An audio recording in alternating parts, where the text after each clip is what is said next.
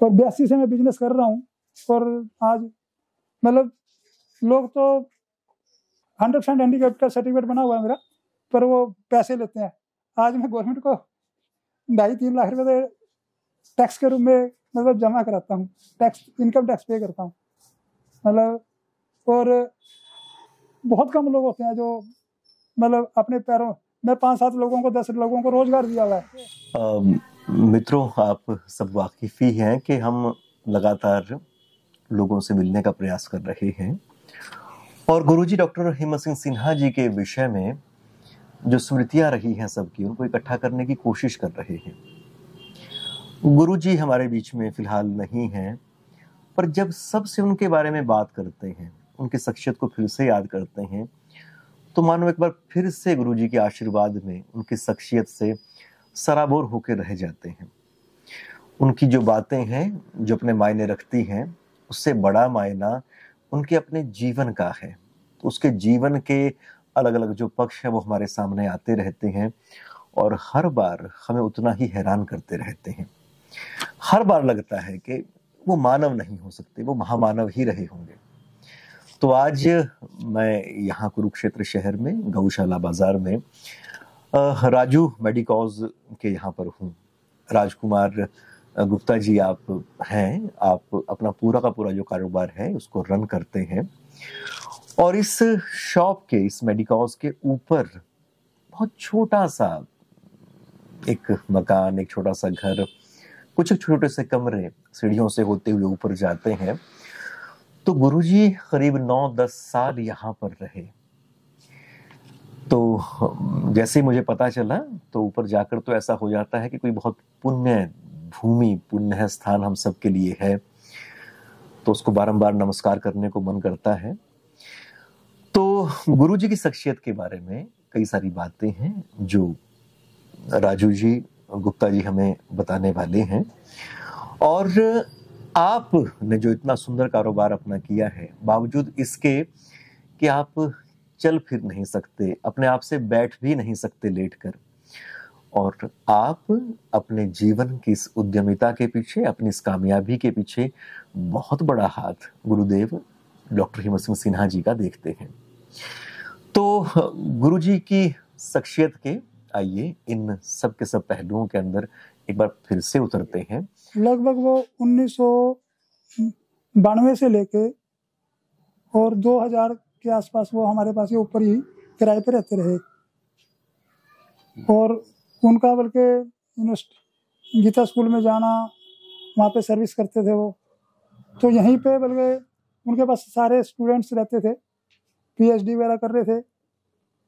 तो बड़ा मतलब सबके साथ बहुत ही ज़्यादा मेलजोल से रहते थे वो। अच्छा, दूसरा एक सर आप ये बताएं कि जब वो शुरू में उन्होंने मकान लिया यहाँ पे, तो कैसे लिया, उनको कैसे रेफरेंस मिला, तो उन्होंने उस मकान का चुनाव किया कैसे? चुनाव का मकान बस एक्चुअली यहाँ पे ना, ये जहाँ पहले वो रह रहे थे वो मकान काफ़ी पुराना हो चुका था, गिरने वाला हो रहा था। तो उन्होंने फिर बस, चौके गोयल साहब का ये मकान खाली पड़ा था, तो उन्होंने मतलब उनसे बात की, वो कह रहे भी हमारा मकान खाली पड़ा है, तो उन्होंने तुरंत उनको दे दिया। क्योंकि उनको 5-6 लड़के रहते थे उनके पास, और अपना उनको यहाँ पे साइकिल सुकल खड़ी करने में, बाजार में इजीली लोगों को अप्रोचेबल थे वो, क्योंकि लोग बहुत मिलने आते थे उनको, वीआईपी लोग बहुत मिलने आते थे। किसी ने पीएचडी करनी है, किसी ने कुछ करना है, तो उनको लोग, वीआईपी लोगों का आना जाना लगा ही रहता था। तो वो चाहते थे भी कोई ऐसी जगह हो जहाँ पे मतलब इजीली लोग पहुँच सके। तो उन्होंने गौशाला बाजार को फिर मतलब नज़दीक में गौशाला लगती थी, तो लोगों का पहुँचना ईजी रहता था। अच्छा, लोगों बच्चों का पढ़ना, उनके पास एक रोताहाश लड़का था, डिलीट कर रहा था, वो भी इनके पास रह रहा था। अच्छा, मेरा क्योंकि उस टाइम में फ़ोन तो बहुत कम होते थे, उनके पास अपना फ़ोन नंबर भी नहीं, फ़ोन लैंडलाइन फ़ोन होते थे, बल्कि मेरी दुकान पे, दवाइयों की दुकान पे फ़ोन लगा हुआ था, तो उन्होंने अपना नंबर, बल्कि मेरा फ़ोन नंबर ही यूज होता था। उनको मिलने आते थे तो यूनिवर्सिटी से लोगों के फ़ोन आने, वाइस चांसलर के फ़ोन आने, किसी सीएम का फ़ोन आना, तो यही फ़ोन आते थे उनके पास। अच्छा, मिनिस्टरों की गाड़ियाँ यहाँ पे आती। एक बार लैंडलाइन पे उनके पास ना, यहाँ पे एक लड़का इंजीनियरिंग कॉलेज में पढ़ रहा था, कमिश्नर बॉम्बे था, उसका लड़का इंजीनियरिंग कॉलेज में पढ़ाई कर रहे थे, तो उनका सिलेक्शन में एज ए सिलेक्शन भाई जो होते हैं ना गार्डियंस के नाम के रूप में, तो सिन्हा साहब का नाम दे रखा था। अब सिन्हा साहब का नाम दे रखा था तो सिन्हा साहब देख रेख उस बच्चे की करते थे। तो बच्चे से माँ बाप की पिताजी की बात नहीं हो रही थी, जो कमिश्नर बॉम्बे थे वो थे, तो उनकी बात नहीं हो रही, तो सिन्हा साहब से बात करनी चाहिए उन्होंने, भी मैं अपने बच्चे के बारे में जान लूँ, इंजीनियरिंग कॉलेज में पढ़ रहा है। तो उन्होंने यहाँ के GM SDM को फ़ोन कर दिया, जो लैंडलाइन नंबर सिन्हा साहब का भी नहीं मिल रहा, और उन्होंने फिर SDM को फ़ोन किया। SDM की गाड़ियाँ यहाँ पे, पुलिस की गाड़ी आ गई।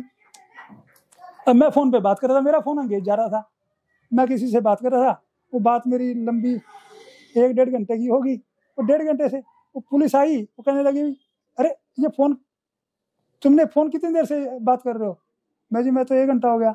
नहीं, वहाँ बॉम्बे से कमिश्नर का फ़ोन आ रहा है, उन्होंने बात करनी है सिन्हा साहब से और आप फ़ोन एंगेज करके बैठे हो। भाई मेरा फ़ोन है, मैं कर रहा हूँ, मुझे क्या पता। बाकी इनमें जी अब इसको फ़ोन को थोड़ी देर के लिए रेस्ट पे डालो, क्योंकि SDM साहब ने कहा है और उन्होंने कमिश्नर बॉम्बे ने बात करनी है। मैं चलो कोई बात नहीं, मैं रख देता हूँ फ़ोन।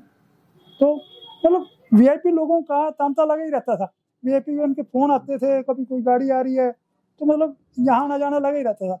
तो मतलब जब 91 में गुरुजी यहाँ पे आए तो तब आपने उनको देखा यहाँ पे वो?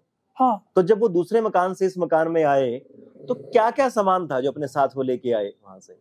सिंपल, बस सिंपल, जो घर में ना एक स्टोव रहता था, साइकिल थे 2-3 उनके पास, जो लड़कों के पास रहते थे, एक संत जी के पास है, सबके पास साइकिल ही थे, 2-3 साइकिल, सिन्हा साहब के पास भी साइकिल ही था बहुत, मतलब, और वो यहीं पे यहाँ दीवार के साथ लगा के रखते थे और अपना ऊपर चले जाते थे, वो सारे साइकिलों को जंजीर में बांध के, और बहुत ही सिंपल। बाकी एक सोफा था, कुर्सियां थी, बस यही सामान रहता था इनका। और प्रेम जी उनकी पूरी सेवा करते थे। प्रेम जी तो उस टाइम भी थे, बल्कि मैं उस टाइम में चल फिरने में लाचार था, शुरू मतलब ये बीमारी शुरू थी, तो बल्कि उन्होंने अपने 2 लड़कों को मेरी मालिश करने के लिए भी लगाया। इतने अच्छे इंसान थे। जबकि फिर मैंने मना किया, भी मेरी बीमारी का इलाज मैं अपना डायग्नोज करा चुका हूँ, ऐसा कुछ नहीं है, भी ये मालिश से ठीक होने वाली नहीं है। तो फिर भी उनको रहता था भी ये ठीक हो जाए, उनको उनकी इच्छा रहती थी भी ये ठीक हो जाए। मैं जी कोई ऐसी बात नहीं, मैं मतलब फिर उन्होंने बल्कि वो कई बार तो कहते थे भी, देखो वो मिलवाते भी थे लोगों से, भी देखो कितना मेहनत, मतलब दिल लगा के काम करता है, और वो मतलब हमेशा अपनी थपकी मेरे ऊपर रखते थे, भी तेरे को घबराने की जरूरत नहीं है कभी भी किसी प्रकार से, जीवन तो मतलब अच्छे से जी। और हम मतलब उसकी उनसे प्रेरणा लेके आज बढ़िया से जी रहे हैं। बहुत मतलब हौसला देने वाले बंदे थे। अच्छा, दूसरों को तो सेवा इतनी करते थे ना, उनसे एक चीज़ और सीखी, एक कम खाना चाहिए। उनसे एक मैंने बहुत बढ़िया बात कही, जो कम खाता है वो ज़्यादा खाता है, जो ज़्यादा खाता है वो कम खाता है। उन्होंने एक बात ये मेरे को बहुत पहले समझाई थी। मैं जी वो कैसे, हमारे बड़ा बुरा अटपटा सा लगा। वैसे बैठे थे, मजाक बैठे बैठे बातें करते थे ना, तो यहाँ बैठ जाते थे, चाय चुए पीने के लिए बुला लिया, गुरु जी आओ चाय पियेंगे इकट्ठे। तो कहते जी, फिर एक दिन वो बात बताने लगे, मैं राजू तुझे एक बात बताता हूँ, जो कम खाता है वो ज़्यादा खाता है, और जो ज़्यादा खाता है वो कम खाता है। मैं जी इसका क्या मतलब? मैं मान लो आप 1 रोटी खाते हो दिन में, 1 रोटी सवेरे खाई, 1 दोपहर खाई, 1 शाम खाई, तो आप लॉन्ग लाइफ जिएंगे। लॉन्ग लाइफ जिएंगे तो ज़्यादा खाएंगे। कम खाएंगे, कम खाने वाला ज़्यादा जीता है, और ज़्यादा खाने वाला, मान लो आप 5 रोटी सवेरे खा लें, 5 दोपहर को खा लें, 5 शाम को खा लें, ज़्यादा खाने वाला कम खाएगा भी कम, क्योंकि वो जिएगा कम। तो उन्होंने एक बहुत बड़ा लॉजिक बताया भी 40 साल की एज के बाद कम खाने वाला बंदा ज़्यादा समय तक लॉन्ग लाइफ जीता है, और लॉन्ग लाइफ जिए वो कम खाने वाला ज़्यादा खाता है, क्योंकि वो लंबा जिएगा, और ज़्यादा खाने वाला कम खाता है, क्योंकि वो जीता कम है। बड़ी बात समझ आई उनकी। अच्छा, हमने भी उनको उस लॉजिक को, अब हमने उस हिसाब से अपनी डाइट में उसको कम किया भाई, और बहुत बड़ा मतलब आज 62, जबकि डॉक्टर मेरी बीमारी को लेके कहते थे भाई मुश्किल से भाई 35 साल तक जिएगा लाइफ, और मैं आज 62 का हो 61 क्रॉस कर चुका हूँ, 62 में लगा हुआ हूँ। अच्छा, मेरी कंट्री मस्कुलर डिस्ट्रोफी होने के बावजूद भी मेरे जैसे लोग तो मार्केट में आते ही नहीं।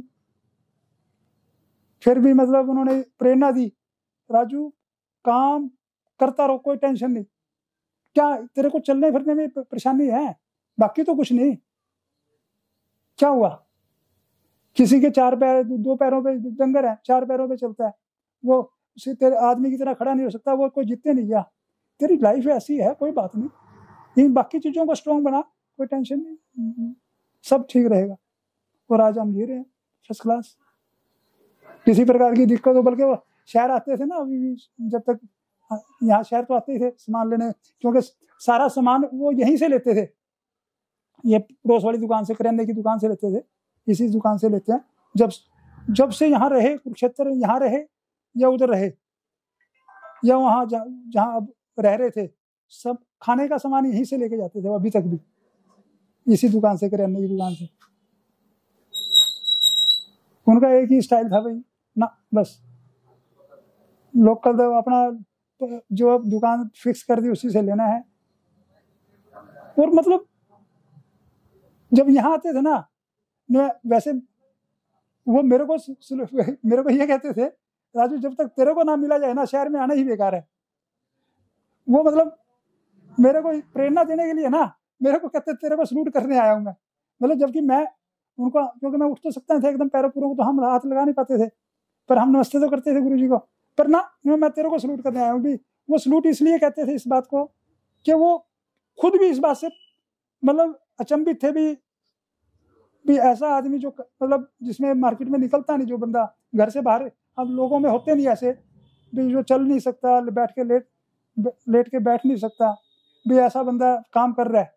और इतना कभी उन्होंने, उनकी प्रेरणा के बाद कभी उन्होंने मेरे चेहरे पे कभी दुख की किरणें देखी नहीं चेहरे पे।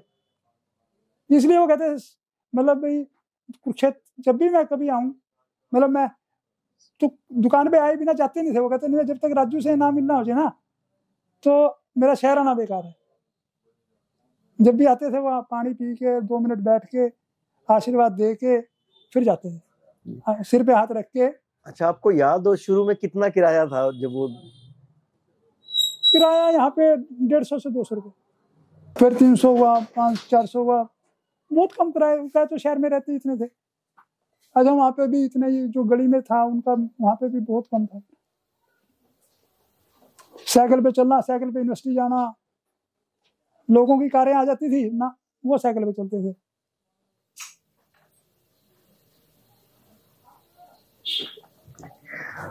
तो साइकिल यहाँ खड़े कर देते थे और सीढ़ियों चढ़ के ऊपर सीधे? हाँ बस, हाँ, ये साइकिल जो पाइप खड़ी है। अच्छा, बाकी रूटीन उनका किस तरह से रहता था? कब उठते थे, कब क्या कुछ पता चलता हो आपको? सुबह उठने का 5-5:30 बजे उठ जाते थे। सवेरे यहाँ जग्गी से चाय पीनी, उनसे उनको आवाज मार देनी, चाय बन जाती थी।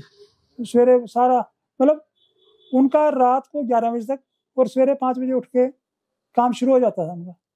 पूरे मेहनती, इतने मेहनती इंसान। अच्छा, दूसरों की सेवा करने में तो बहुत ही ज्यादा, दूसरों के लिए तो ना, बस किसी ने कोई काम कहा नहीं, उसके लिए चल पड़ते थे साइकिल लेके, बस भी क्या करना है चल। यही उनका एक जो विचारधारा थी ना, उसके कारण वो सब में मतलब, कोई किसी ने कुछ कह दिया मेरे को ये काम है, चलो मैं करवाता हूँ। बच्चे ने, किसी ने अंग्रेजी पढ़ दिया, चल आ जाइए मेरे पास, मैं पढ़ाऊंगा तेरे को। किताब चाहिए, किताब देने के लिए तैयार रहते थे। कोई कुछ किसी प्रकार की कोई सहायता जरूरत तो वो हर टाइम उनकी थपकी रहती थी, कुछ आओ, कोई दिक्कत नहीं है।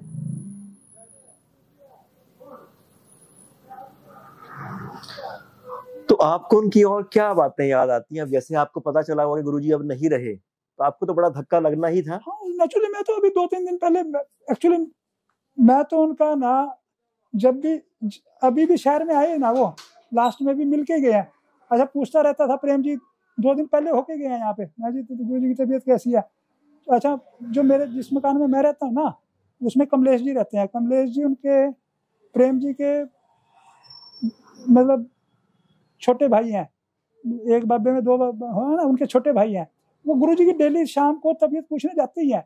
वो मेरे मकान में किराए पे हैं, वो मेरे मकान में किराए पे हैं। तो उनके परिवार, गुरुजी को लास्ट जिस दिन गुरुजी की रात को तबीयत, उन्होंने रात को जलेबी खाई है, मेरे को यहाँ तक भी पता है। मतलब उन्होंने कहा भी जलेबी ले आओ, आज जलेबी खाएंगे। रात को जलेबी खाई है उन्होंने। मतलब जिस दिन रात को डेथ हुई है ना, उससे पहले उनका रात को मन कर रहा था भी मेरे को लिए जलेबी मंगाओ, जलेबी खानी है मैंने। तो ये सारी बातें मेरे को, क्योंकि वो जो कमलेश जी प्रेम जी के पास जाते थे और उनका हालचाल डेली पता करने जाते ही थे, तो मेरे को भी उनसे विचार उनके भी कैसी तबीयत है, क्या है, आज क्या स्थिति है, पता लगती रहती थी। कोई ऐसी मतलब हमारा मतलब जुड़ाव तो जिस दिन से यहाँ से गए हैं और यहाँ आए थे आज तक रहा ही है जी। अच्छा, उनके छोटे भाई एक प्रमोद सिन्हा थे, वो जब भी इनके पास आते थे ना, सारा दिन बाकी वहां रह के भी वो यहीं आ जाते थे कि मैं राजू के पास बैठूंगा। अगर वो सारा दिन बल्कि यहीं बिताते थे। उनके छोटे भाई भी प्रमोद, वो वैसे एक्सपायर हो गए पिछले 1-2 साल, इनसे 1.5 साल पहले एक्सपायर हुए हैं, 1 साल पहले ही हुए हैं वो अपने गाँव में। तो उनका भी रूटीन यही रहता था, जब वो इनको तबीयत पूछने आते थे तो सारा दिन मेरे पास ही रहना, सवेरे वहाँ से आ जाना और दोपहर को खाना खुना खा के यहीं पे मेरे पास ही रहते थे हर टाइम। तो मतलब अच्छा, सिस्टर है यहाँ पे, वो यहाँ से थोड़ी दूरी पे है, जो उनकी लड़की है, मतलब हमारी सिस्टर लगी ना, मीनांडी जी और सोमनाथ जी जो हमारे जीजा जी, वो भी मतलब यहाँ से डेली उनका तो राम राम भैया अभी रोज ही होता है। मतलब आज दीदी अभी 4 बजे से यहाँ से निकले हैं, उनसे भी डेली। अच्छा, क्योंकि उनकी मिसेज जो सिस्टर लड़की मिलानी, वो बीआर कॉलेज में प्रिंसिपल रही हैं, वहाँ पे बल्कि सिस्टर पढ़ती थी मेरी मामे की लड़की। तो उस टाइम भी मतलब उनका सहयोग रहा काफ़ी। वैसे तो बड़ी सख्त हैं वो, मतलब एज ए प्रिंसिपल, पर ये अभी हर तरीके से वो मतलब हेल्पफुल रहे। मेरा भाई था, एक MCA कर रहा था, तो मैं जी इसका रिजल्ट नहीं निकाल रहा, head of the department computer. मैं क्या बात, मैं जी पता नहीं, और कह रहा जी 2-3 दिन के बाद रिटायर हो जाऊंगा मैं, तो रिजल्ट नहीं निकाल रहा इसका। मैं अभी लेके आया, साइकिल उठाया, रिजल्ट भी लेके आए और मिठाई का डब्बा भी साथ ही लेके आए।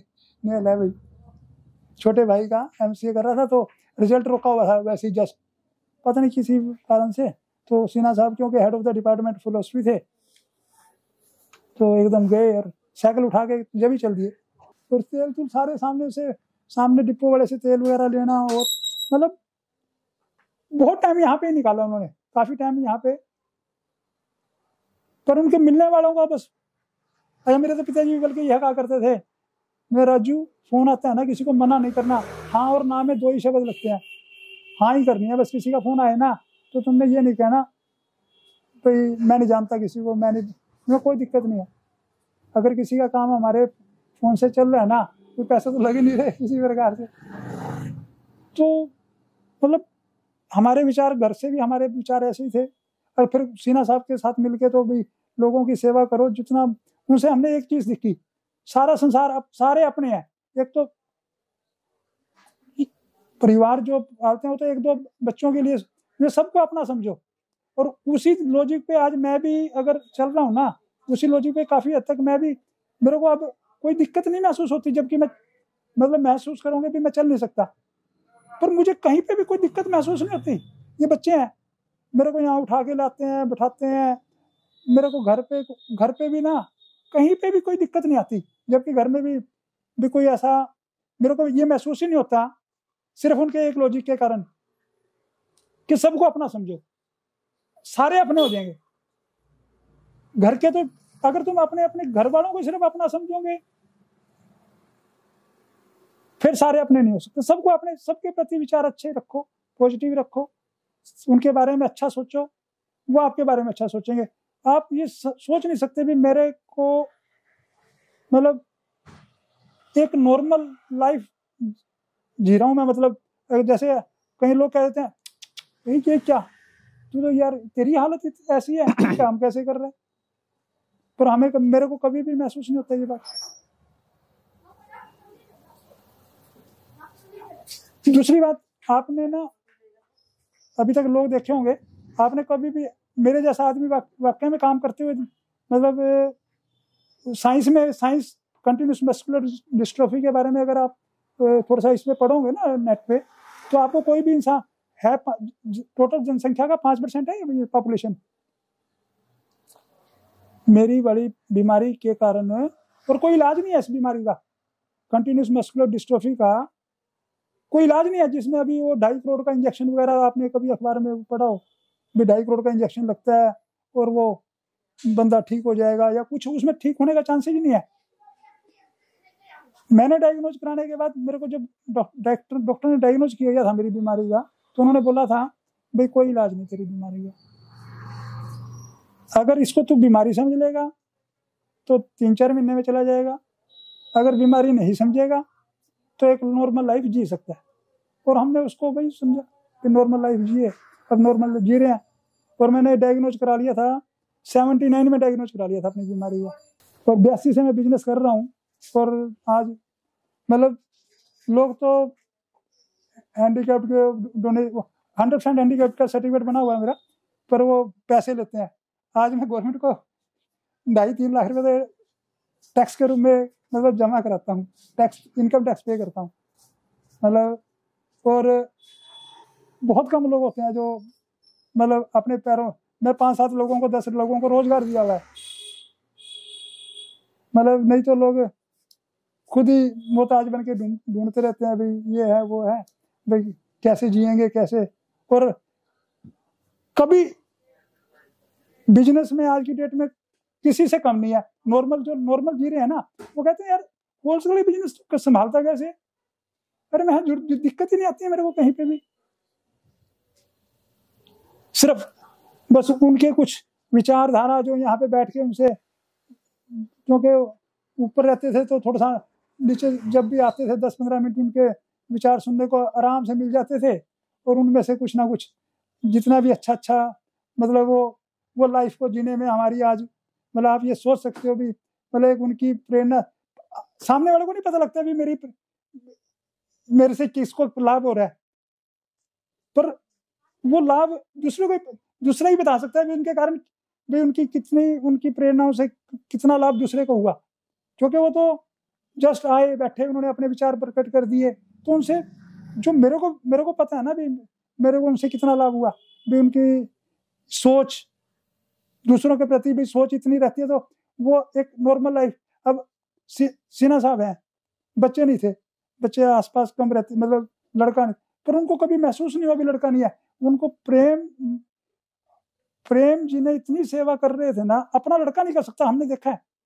मतलब अगर खुद का लड़का होता, मतलब 10-10 5-5 लड़के होते हैं माँ बाप के, किसी के 4 लड़के हैं, किसी के, वो नहीं सेवा करते। और हमने प्रेम जी को सेवा करते यहाँ पे देखा है, इतने दिल से सेवा करते थे ना, तो वो लॉजिक हमारे ऊपर भी आज लागू हो रहा है। हम जो बच्चों अपने सारे आस पड़ोस वालों को अपना समझते हैं, वो मेरी सेवा में भी ऐसे ही करते हैं, जितना मतलब कोई दिक्कत ही नहीं आती मेरे को नॉर्मल लाइफ जीने में। अच्छा, कोई और बात आखिर में आप कहना चाहो गुरुजी को याद करते हुए, श्रद्धांजलि देते हुए? बस ऐसे इंसान वैसे आते थे बहुत कम है, मतलब बहुत अच्छे आदमी थे, मैं तो यही कहूँगा, और जिंदगी भर याद रहेंगे वो। मतलब उन जैसा इंसान आदमी बहुत कम होते हैं, और एक बहुत ही बढ़िया इंसान थे, बस ये कह सकते हैं।